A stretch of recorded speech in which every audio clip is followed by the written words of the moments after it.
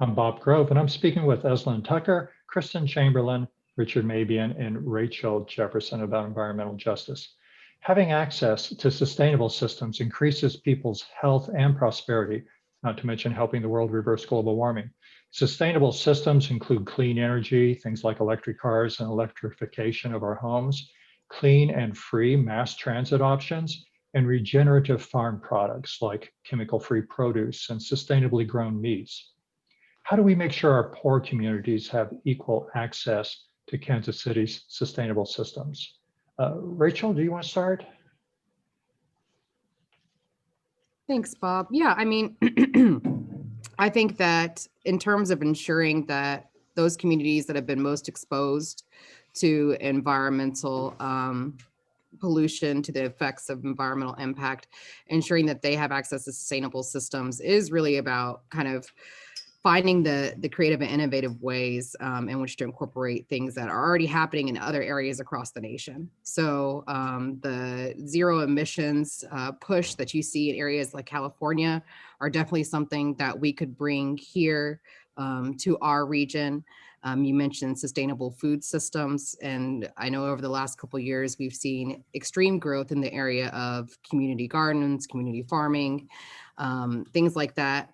But I think in order for those things to be successful, it again goes back to what we were just talking about, which is raising that level of education and awareness about why they're needed and necessary in our region in particular. When you go to some of these other areas, you can very clearly see the issues playing out in front of you. So for instance, bad air days, when you go to Los Angeles, you can see the smog, right? Here in KCK, we also have bad air days, but you might not be able to see it as clearly as you would living in Los Angeles. So therefore, people don't think that there's necessarily a problem, right? So then why would you need to move to electrification? Why would you need to look at alternate modes of transportation, such as bicycling or streetcars or what have you, if you don't fully understand the problem that it's playing on your health? So I think that there's a great wealth of resources and opportunities that we can emulate here in the Kansas City region. But again, it's about the education and awareness among those populations that are most exposed and most affected, so they can advocate for the changes that really will improve their quality of life and their health. That's great. Eslun? So I think that we need to address climate change as well as environmental justice on multiple fronts. Yes, on the one hand, we need to see what we can all do individually, like composting, for instance, in our households. But we could tackle or we can do composting on a much larger scale if we were to go at it from our governmental entities that we have, our cities, states and so forth, to where we have a rollout of composting programs where we have curbside composting, for instance, like some communities around the country do. I think like Seattle has a curbside a composting.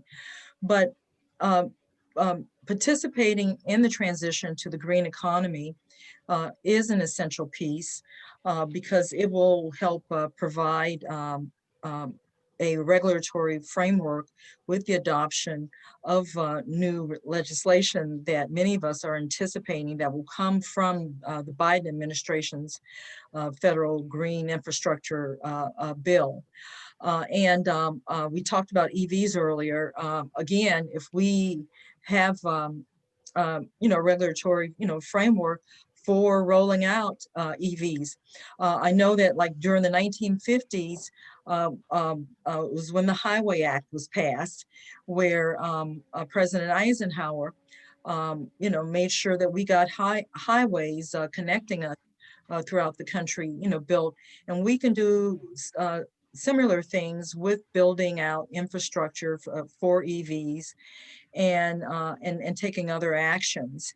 And we mentioned solar air earlier. That train has left the station, But one of the sad things that has happened with that sector, which has been the fastest growing in the economy, is the fact that there is very little participation by people of color. And so there's an equity problem there to be solved. And we need to, again, ensure that we have training and education and access to those jobs by people in Black and Brown communities. And then going forward, continue to work to put in place policies like the new IECC building energy code in cities like the Kansas City, Missouri. Kansas City has done a lot of work with setting its own goals and making commitments to meet the Paris Climate Accords and to adopt and go to net zero. But we need to make sure that we hold their feet to the fire and adhering to that and continuing their work to, for instance, transition their vehicles to EVs away from natural gas. And increase access, as someone mentioned earlier, to public transportation. So that's what I like to see happen. Isn't, I mean, a lot of the available resources are just too expensive for our poor communities. Isn't it important that we somehow at the municipal or state federal level, we adopt incentives and rebates to make this accessible to these communities that can't typically access the newer, sustainable solutions that are evolving the rest of us? Richard, you want to talk about that? Yeah, the average utility bill in Wyandotte County can be $550 a month. Now, when you add in that, I think it was Ms. Tucker talked about the amount of money that's being spent now for people to maintain their homes is taken up again. They call it the 50-50 now. 50% of their income is being used to pay rent.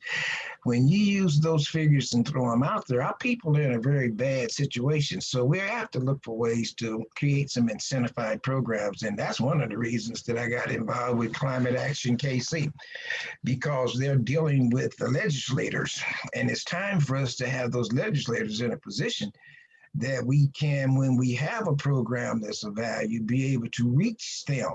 They're all in a situation now that if you got something that you want to approach them with that's of value, I'm not just talking about going in because of something that feels good, but something that really needs their support as far as getting that legislation passed. Yes, they are there. An example is an incentivized program dealing with solar panels in the inner city. If we're going to benefit the low-income community, we got to get that $550 a month bill off of them. If we don't get that bill off of them, we're wasting their time and everyone else's time. So if we can use solar panels and create solar farms, but I don't want it to be because you're poor. Because that's where the problem is wrong in the inner city, because all you got to do is be poor and you qualify. I don't want that. I want something that if you're trying to better yourself, then you qualify for this program. And that way, the money that we're saving you on your utility bills, we want to see you investing it in something that's going to benefit you in your future. So that would be the kind of program that I would like to see established, and working through a CAP agency. We may, in fact, be able to create that kind of program. Then I'm going to be hollering at Ms. Tucker so that she can take this to them daggum legislators out there and let them know this is something you need to support. So yes, it's possible. We headed in that direction. I only want to say one more thing on the young lady that was from Hickman. I don't want you to get it wrong, get it twisted. Hickman, I think, is a great school system. So, but down here where we are, we got problems in our school system. We don't get them to come out and work with us like you're talking about right now. If we do anything, we have to do it on our own. We do work with schools. Friends of the Cause and several of the organizations have worked with me with the schools, but that has nothing to do with the school. That's outside the school, but we do go into school to do what has to be done. So I just want to get that straight, okay? Kristan? Yeah, I can only speak to this a little bit in terms of food again and systems. I think somehow bringing the city together with what's already working. There's, I don't know if you guys are familiar with Canby's Market, but essentially getting the city to come in and support systems that are getting food into food deserts. Also in Boston, my daughter did AmeriCorps this past year, and they're incentivizing people through the food stamp systems to go to farmers market. So they get double the points or whatever it is to help bring fresh fruits and vegetables to the people who need it in a very specific way. So I think looking at some of those types of, I don't know if you want to call them collaborations. I'm not sure what we need to call it, but there's got to be more of a joint mission at the top working through the systems that right now are broken.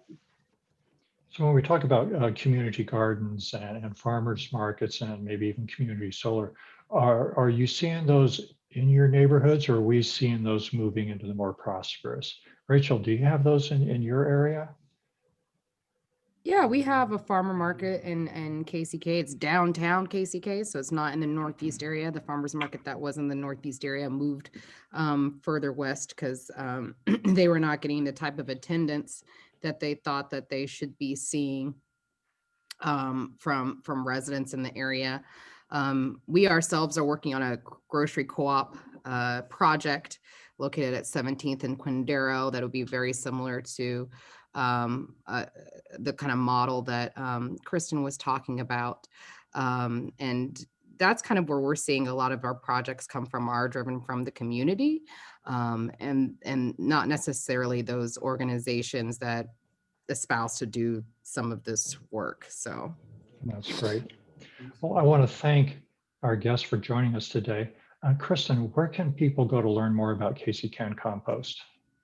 Yeah, so our website is www.kccancompost.com. Oh, thank you. Eslun, where can people go to learn more about your advocacy? Well, they can, I guess, go to CCL, Citizens Climate Lobby, their local chapter here in Kansas City, or Climate Action KC, or they can go to the Metropolitan Energy Center's website about the work that they're doing. I mentioned retrofits earlier. I would like to see grant, money, made available. So, yeah. Thank you. Rachel, where do we go to learn about Groundwork Nrg? yeah, you could follow us on Facebook or Instagram by typing in @NortheastKCK, or you can go to our website, which is www.northeastkck.org. And Richard, where do we go to find out more about your advocacy? Would suggest we go right where this show's being shown tonight at KKFI. KKFI, there you go. KKFI.org. If you need to get in touch with me, all you got to do is contact them. They will make sure that we somehow meet up with each other. But that also gives them the proper credit they need for what they're doing in the environmental world.